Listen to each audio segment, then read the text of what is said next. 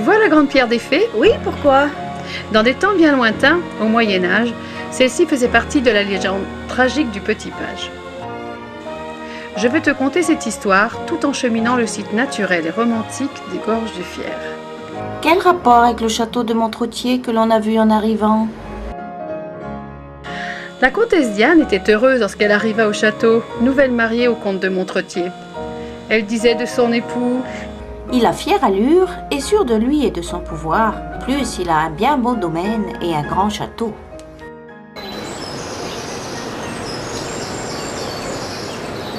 C'était le printemps, et durant les beaux jours, légère et curieuse, elle courait partout. Son petit page fou d'amour l'accompagnait toujours à travers les champs et les bois. Il était beau, le page? Je l'ignore.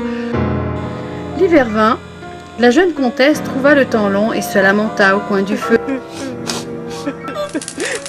Je suis mariée, certes, mais bien délaissée. Le comte me semblait beau, mais il est surtout rude.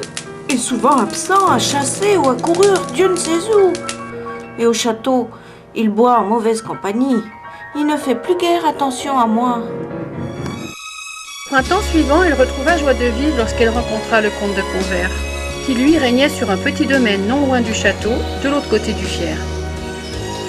Elle reprit ses promenades et ses jeux avec le petit page, mais tout était prétexte pour aller compter fleurette avec le comte de Pontverre le long de la rivière. Le petit page ne disait rien? Bien sûr que si. Celui-ci, dépité, ne mit pas longtemps à surprendre leur petit manège. D'autant que le comte de Pontverre était fort beau, fort jeune et fort empressé. Il fut jaloux alors? Bien sûr que oui. Et son amour devint haine. Il prévient le comte de Montretier qui devint fou de rage. Pas sympa, le page. Et alors ensuite? Eh bien, le mari trompé simule un départ pour une chasse lointaine.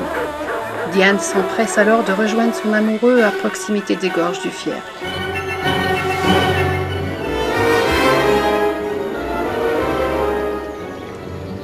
Allez, raconte-moi la suite.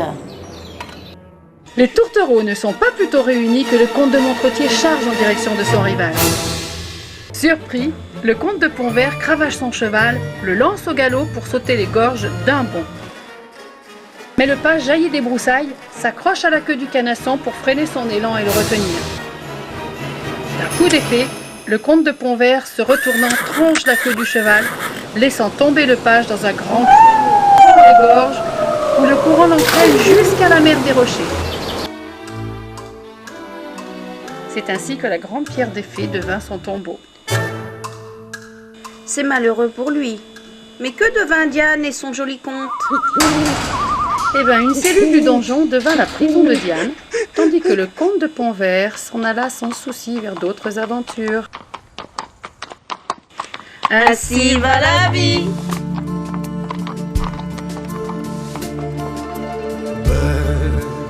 C'est un mot qu'on dirait inventé pour elle.